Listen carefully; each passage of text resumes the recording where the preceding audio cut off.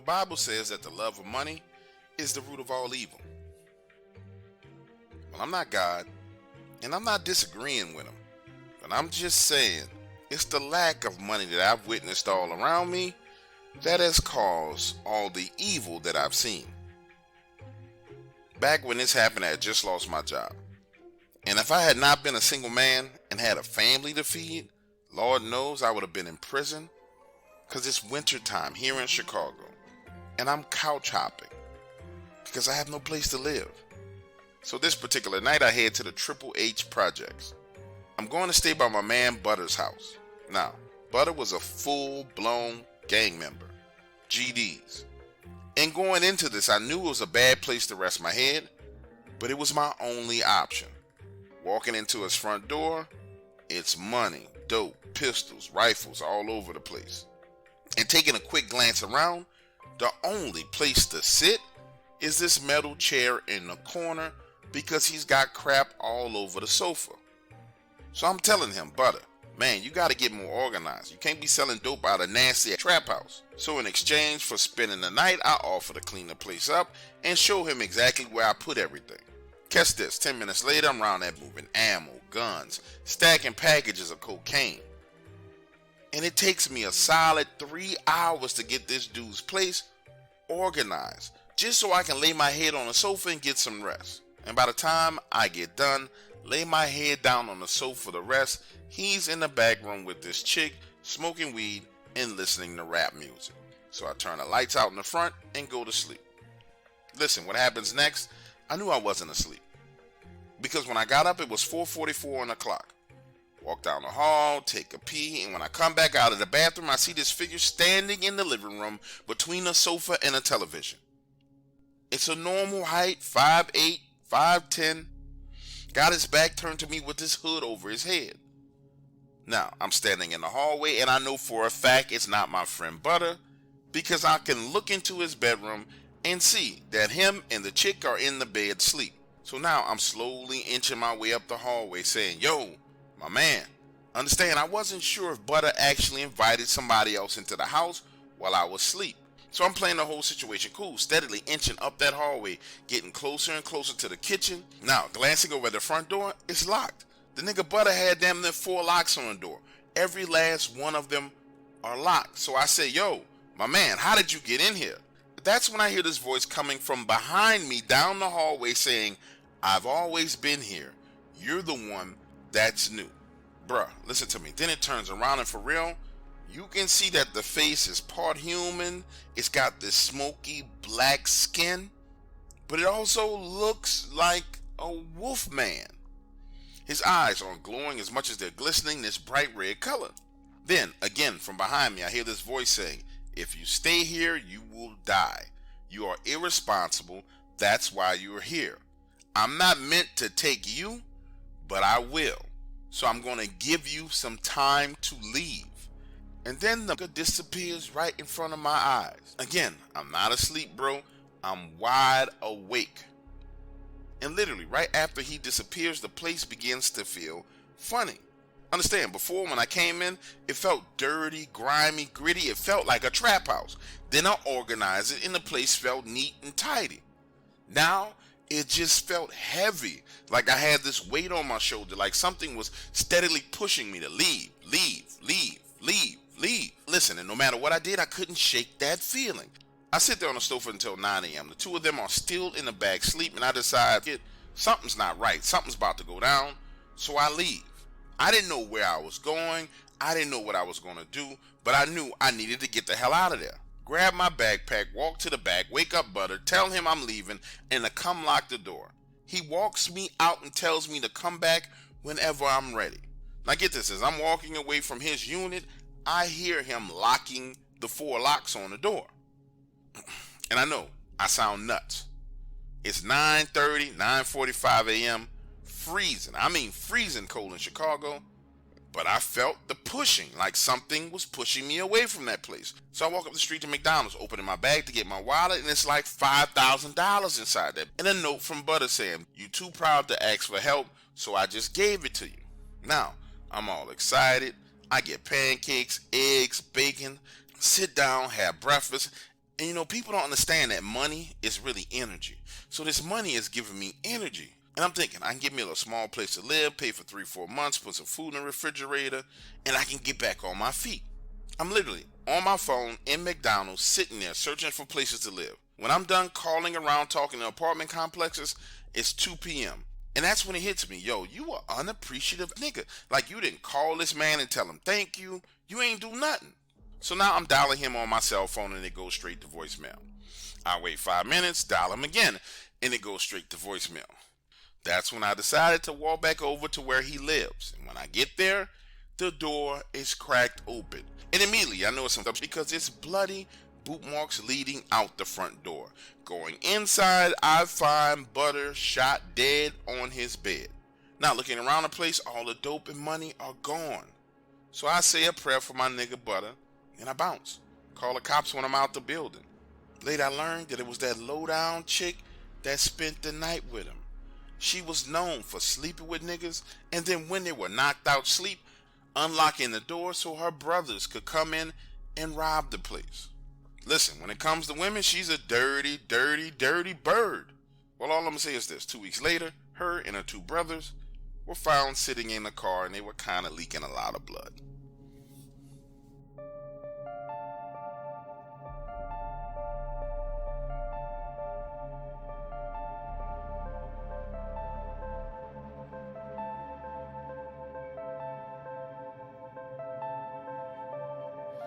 No, I'm not running back to you now. Said I was all in and you let me down. But now the world is resting. My life has been full of challenges. My mother tried to abort me and the abortion failed.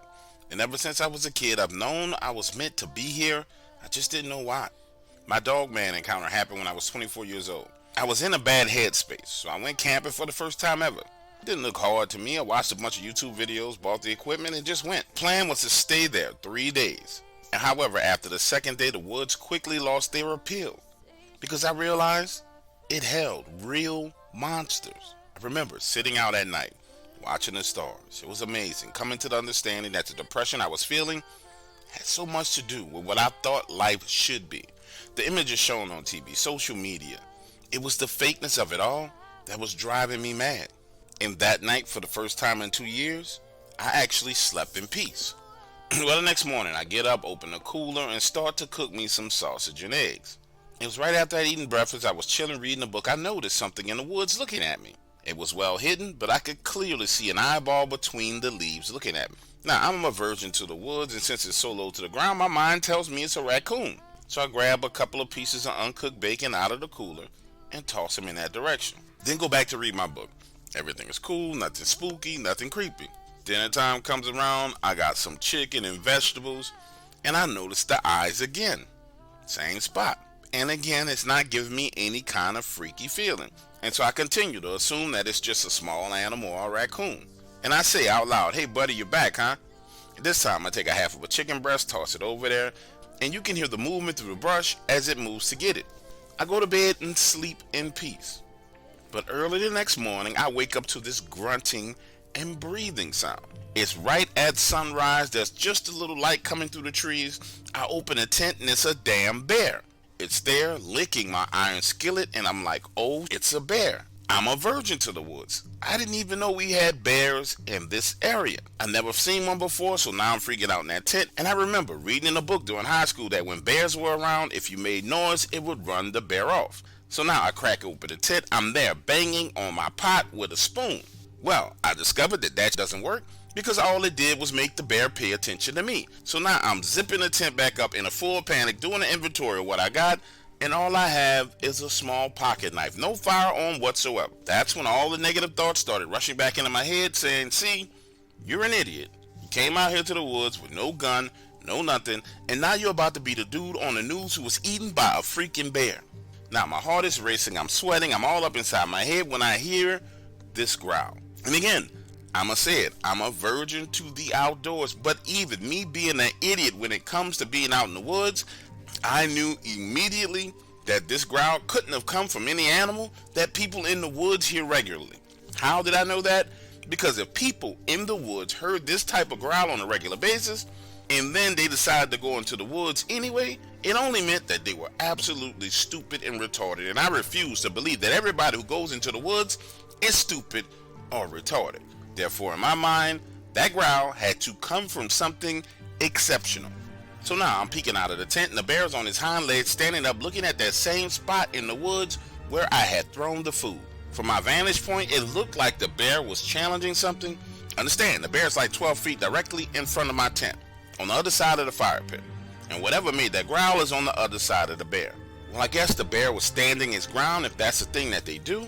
Then I see what's in the bushes, decide to stand up. And from the angle that I'm on, which is a laying position, it's way bigger than a bear, and it has a head of a fox. How do I know? Because I have relived this in my mind 1,000 times, and I have searched for it extensively. That was a fox head, but it was 3 times bigger than the bear head. Now, I don't speak animal, but I'm telling you, if they were having a conversation, that bear was apologizing at that point in time, because it puts its head down, drops back down on all fours, and takes off running. That fox creature looks at me, then you see it drop back down to the ground and tears off into the woods after the bear.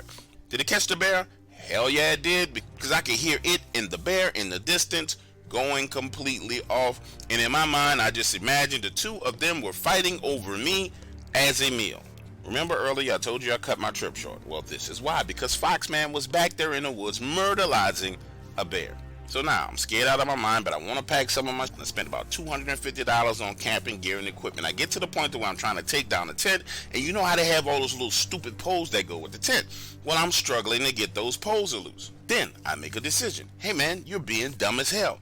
This tent and every damn thing out here can stay here. All you need is your damn car keys.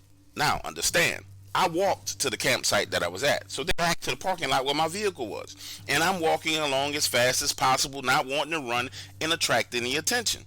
But as I'm moving along, I hear movement behind me. When I turn around, I can see the big-headed Foxman looking and peeking at me from behind trees. Now, for whatever reason, it didn't attack me. It was almost as if it was escorting me out of the wood. When I get back to the parking lot, I hop in my car, and I'm in my vehicle cranking it up, I can still look over in the wood line and see Mr. Foxman peeking out at me. Now, I don't know what you're going to take from the Dogman encounter or the story, but I can tell you what I took away from my experience. And it was simple. Happiness is in me. I don't have to run to the woods to be happy. I just need to not care about the world, what people think I should be, or how I should dress, or how I should live, in order to be happy. Happiness is a series of decisions. We choose to be happy, and we choose to be unhappy. And speaking of decisions, I made a choice not to mess around in the woods ever again. This time, it seemed like Mr. Foxman was on my side. But the next time, he might be looking at me as dinner. And I'm not putting myself in a situation like that again. It makes no sense.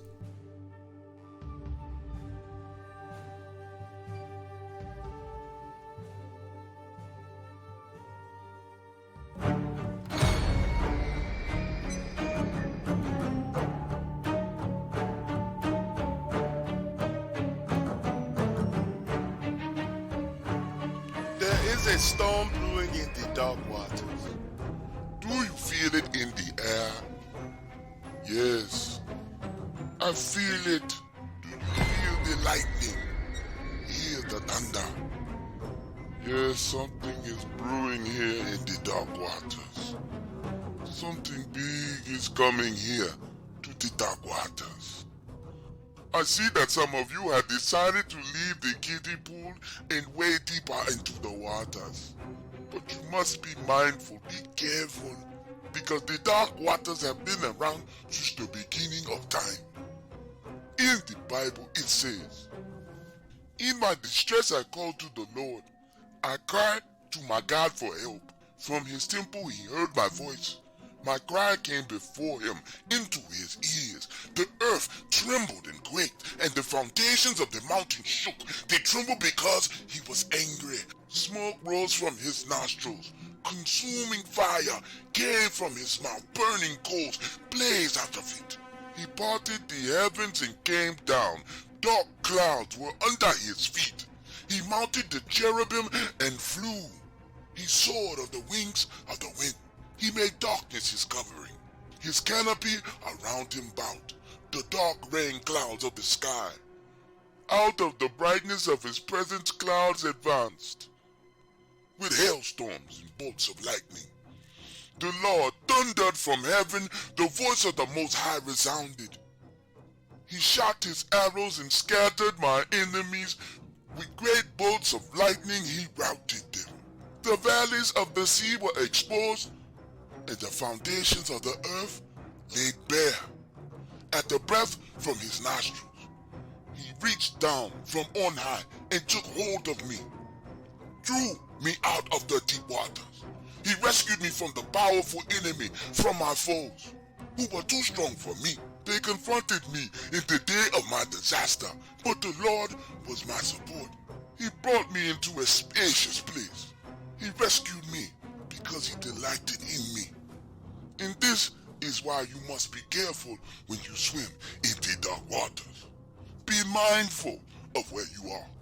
Enjoy yourself, but know that this is a place of God. No matter what you hear, understand this and you will be fine.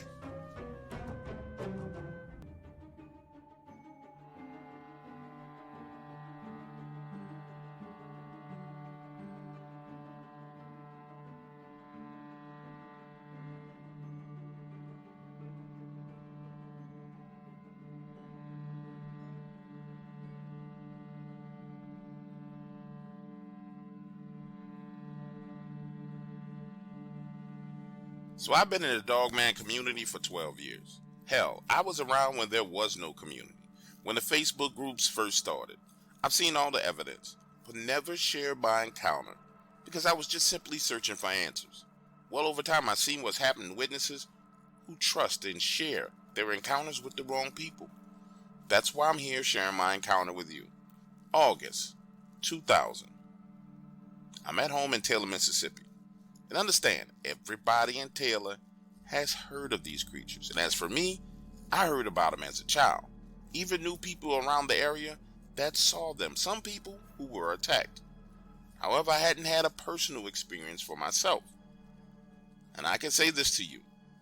Once you see something like this, there's no turning back because there's no way to unsee it. It all started off so innocent. I'm at home in the kitchen warming chicken in the oven, and I hear this banging sound, like metal hitting metal. Understand, on my property I have a few cows, nothing really major, and to me it sounded like the chain that I use to secure the metal gate to keep my cows in the pasture. Still a little sunlight up, so I head out the back door, and as soon as I walk out of the door, it stops. Now, before I get to the gate, I can see from a distance that the chain used to secure it is just hanging. And I know for a fact that I wrapped that chain around the gate and used the master lock to secure it. A few seconds later, upon closer inspection, the lock that I used to chain the lock onto the gate has been crushed. I mean, literally crushed, like someone took it in their hand and squeezed it, smashing it. So now I'm standing there trying to figure out who would do something like this, because my neighbors and I are very, very friendly. However, all my cows are there, nothing's out of place, so I head back inside to get another lock. No sooner than I'm in the door, I hear it again. It's the damn chain banging against the metal gate. Bang, bang, bang. So now I'm pissed because someone's playing with me. Grab my rifle, head back outside, and when I turn a corner around the side of my house which led to the gate, there it is, a Dogman. And it's a young one. It's standing there holding that chain balled up in his hand and banging against the gate. The second it sees me and then takes off back into the woods about 20 yards away from the gate. I knew these things existed, I just never saw one for myself, and frankly, the little ones aren't scary at all. So I fire a single shot up into the air, not at it, just wanting to make sure that it's gone, head back inside, get another lock, come out, lock my gate, and by the time all that's done, it's getting dark outside. Now watch this, an hour and a half later, I'm at the table, eating chicken, when I hear my cows making a ruckus. But the sound is way too damn close to the house. Now, when I get up and go to the back door, the cows are out of the pasture, backs up against the house, and have barbed wire wrapped around their legs and across their backs. Remember, it's dark, so now I'm standing there thinking, what the hell?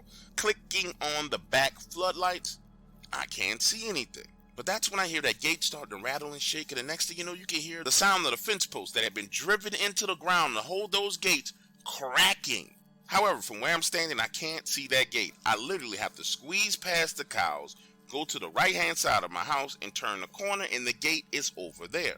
By the time I run back inside, get a flashlight, squeeze past the cows, go around the side of the house, I see exactly what everyone around here has been afraid of, and I watch this thing take that heavy metal gate and fling it like a frisbee at one of the trees. Then it looks in my direction and growls, and man, when I tell you, this growl lasted damn near 75 seconds, and I could feel my bladder vibrating. Imagine the scene. I'm standing there at the edge of my house with a high beam flashlight, and it's shining right on this thing's face. And I swear to you, it literally looks like something from a Hollywood movie. Then it turns around and flees into the woods like the little one did. Now I'm back inside the house, calling my neighbor who's dealt with these things, trying to figure out what the hell I need to do. And his advice was really simple. He said, if you see one of them and it's not doing anything hazardous to you or your animal, just take it. Swallow your pride and take it. Because when they're pissed, they turn your life into a living hell. And he goes on to explain to me that the dogmen here around the area of Taylor like to escalate things to make sure that you understand that they are the alpha in the situation. And he told me to expect that very same one to do at least 2 more completely terrifying things. Now, the very next morning, I gotta get the cattle together. I gotta get the fence fixed. And I just so happened to go into the area where I had my few chickens and discover that these chickens have literally been ripped apart. Not eaten, not chewed on, just ripped in half and thrown on the ground. Then, the day after that, I'm still over there in the area trying to fix the fence post and realize that the only calf that I had is dead and up in a tree. And while all this activity is going on, I'm trying to get my neighbor to come over to the property to help me, but he refuses to. According to him, if he came over to my property and it caught his scent on my property, the activity would quickly pivot and move over to his house. And he wasn't having that. Now get this, 2 weeks of terror passed. And what I mean by that is not that it was around terrorizing me. I had already been terrorized, scared out of my freaking mind, afraid to go outside at night, scared to go outside in the daytime. But 2 weeks pass and my neighbor comes over. We're on the porch talking, and he tells me that had I shot one of them or hurt them in any way, that it would have never ever stopped. Not until they ran me from my own property. So that is my Dogman encounter, but I wasn't willing to share with anyone until now. It's been 22 years, man. 22 years. And it feels good to finally get this off my chest.